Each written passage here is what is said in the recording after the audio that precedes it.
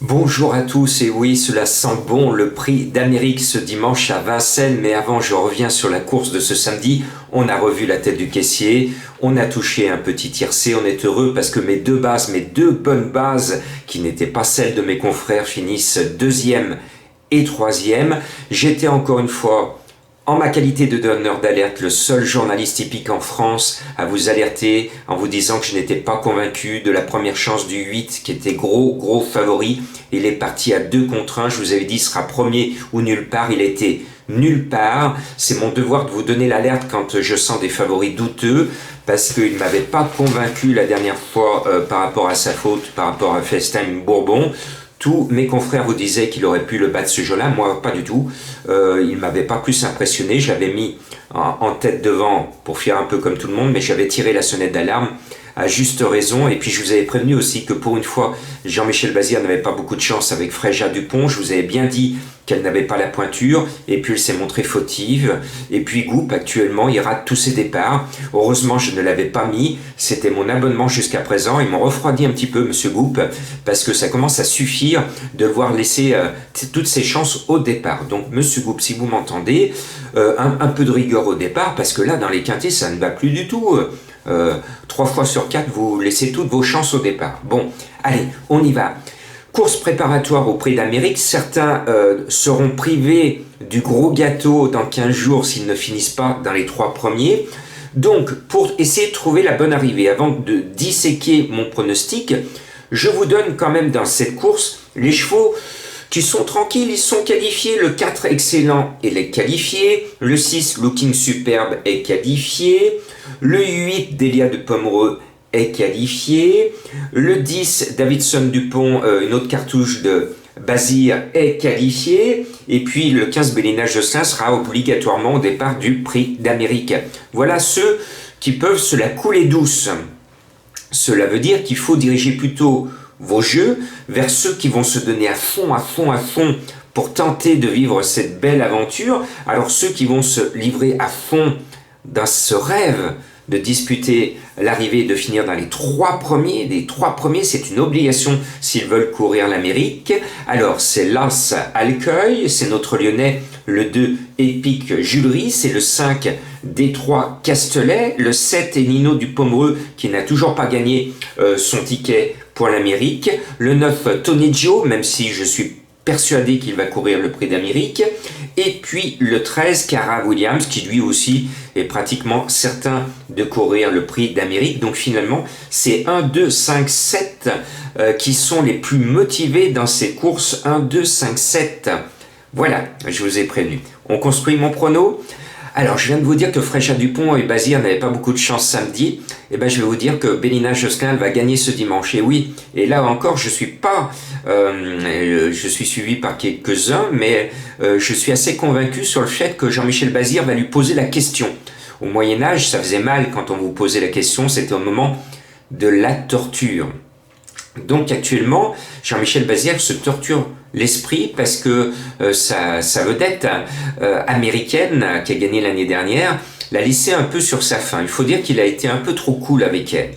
Donc il l'a travaillé plus fortement et cette course, il va tester Bélina Josselin pour savoir s'il court dans 15 jours le Prix d'Amérique, et il dit bien s'il court le Prix d'Amérique avec elle, ou moi je dirais tout simplement, est-ce qu'il va être sur son sulky dans 15 jours?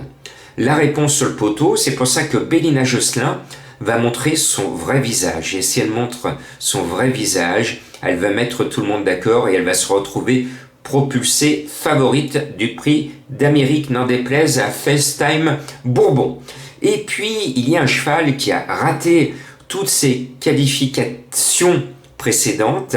C'est le 7 Enigno du Pomereux. Un cheval que j'aime bien, mais j'ai l'impression ces derniers temps qu'il a montré un peu ses limites. A-t-il la pointure du Prix d'Amérique? À mon sens, non. Par contre, il a la volonté de courir le Prix d'Amérique. Donc, à mon sens, il va finir dans les 3 premiers. C'est l'objectif de l'écurie et de Mathieu Abrivard. Ce jeune driver a envie de le qualifier et je pense qu'il va faire son maximum pour mettre Enigno du Pomereux dans les 3. Et puis, il y en a un autre, moi je suis persuadé qu'il va courir le Prix d'Amérique, mais il va se donner à fond. c'est Tony Gio. En plus, c'est le cheval de Madame Colombo. Il porte le numéro 9. Et j'ai demandé aujourd'hui, avant le départ de la course, à Madame Colombo de me donner son cheval, alors, juste à moi pour voir, parce que ça fait une semaine qu'elle vous a pas donné parce qu'elle travaillait. Elle m'a donné avant la course Feliciano et il gagne. Je me suis dit, oh, c'est bon, je peux te remettre dans nos sélections parce que tu es en forme. Donc elle est comme moi, elle croit en Tony Gio. Et il se livre généralement une fois sur deux de bon cœur. Et cette fois, il va se livrer de bon cœur dans cette course. Je pense qu'il va finir dans les 3 premiers, mais qu'il ne sera pas dans le Prix d'Amérique. Voilà, mais chut, ça reste entre nous. Et puis, il y en a une qui m'a bien plu la dernière fois. Et cette fois, elle enlève ses chaussures, elle court toute nue des sabots. C'est USA Josselin, le 14. Alors elle, on sait qu'elle ne vise pas le Prix d'Amérique, mais le Prix de France, la revanche sur plus court du Prix d'Amérique. Mais elle s'est mise en relief dans mes jumelles la dernière fois. Et cette fois, sans chaussures, je pense qu'elle peut faire un grand numéro. Et elle peut peut-être démontrer à son entourage qu'elle pourrait être capable de tenir la distance du Prix d'Amérique. Là, on est quand même sur 2850 mètres, donc c'est une question de tenue que va lui poser son entraîneur et son driver. Et puis, on va se mettre à rêver. J'adore les contes de fées, et moi, j'aime bien Jean-Paul Gauvin, qui est ami de ma page Facebook. Je me dois de le mettre tout le temps sur mon ticket, sinon il va me tirer les oreilles. Et là, c'est un rêve avec Pic Julery, le numéro 2. Il vient de renouer avec le succès. Et moi, j'y croyais. Je pensais qu'il allait se qualifier très rapidement quand il a couru le Prix de Bretagne. C'était le 17 novembre. Il a laissé ses chances au départ. Et ce jour-là, vous vous en souvenez, je me disais, je me prends à rêver, et si notre ami Gauvin prend un départ normal et qu'il n'est pas trop loin dans le dernier tournant, sur une pointe, il peut venir. Et là, c'est pareil, monsieur Gauvin, appliquez-vous au départ, surtout ne faites pas comme le 30 novembre à Vincennes de venir trop vite sur les chevaux de tête. Non, ça sera grillé. Et vous l'avez vu, le 30 novembre, cette méthode n'était pas la bonne. Il faut, premièrement, monsieur Gauvin, je me permets de vous donner des conseils. Prenez un super bon départ. Il faut être dans les 6-7 premiers dès le départ. Et ensuite, vous vous laissez tirer, vous oubliez les combats en tête, vous vous laissez tirer, vous suivez tranquille, vous faites un peu oublier, et puis vous venez sur la fin.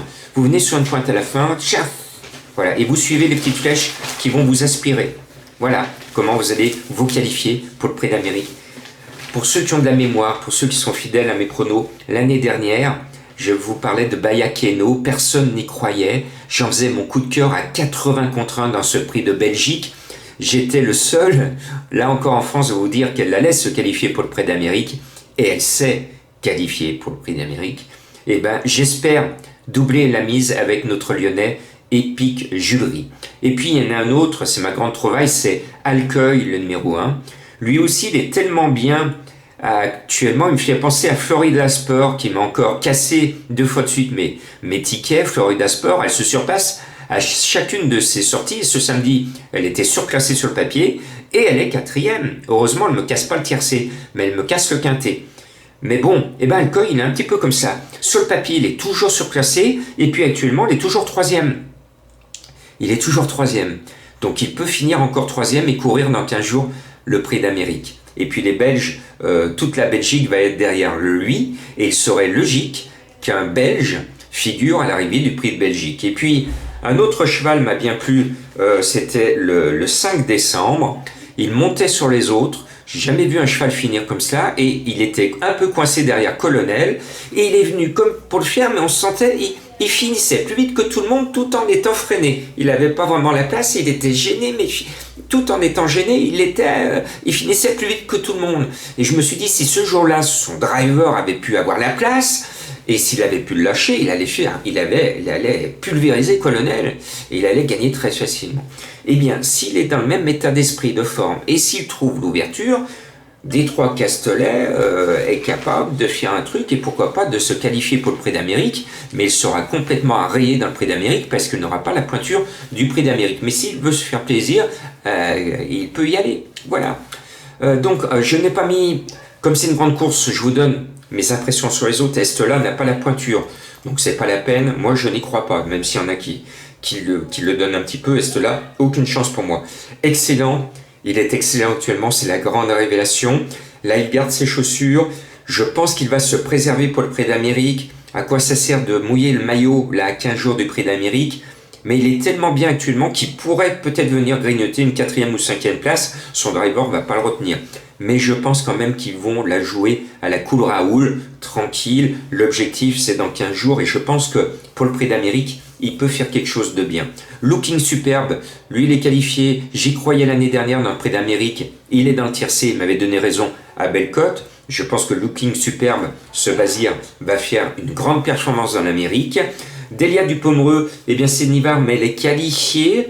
Elle n'est pas défirée. Là aussi, objectif dans 15 jours. C'est pour ça que je ne la mets pas. Davidson Dupont aussi, c'est l'un des meilleurs du lot. Il fera partie des favoris dans l'Amérique. Mais il n'a pas trop l'intérêt à mouiller le maillot ici. Vous l'avez compris.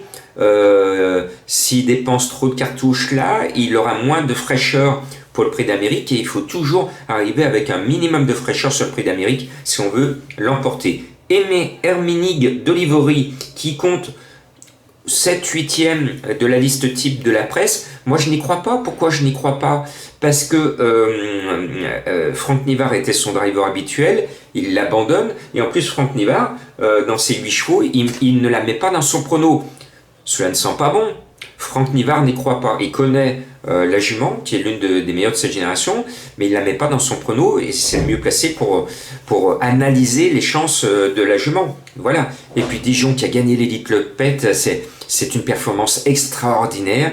Le souci, c'est que le cheval était malade. Il nous revient, il n'est pas prêt, et donc on peut le rayer. C'est mon cheval à rayure, et ça me fait de la peine de rayer un cheval français qui a gagné l'élite Le Pet. Voilà. C'était un Lyonnais qui précédemment avait gagné, vous vous en souvenez? Bon, voilà. Eh bien, vous savez tout sur ce prix de Belgique, et j'espère que mes favoris auront la frite.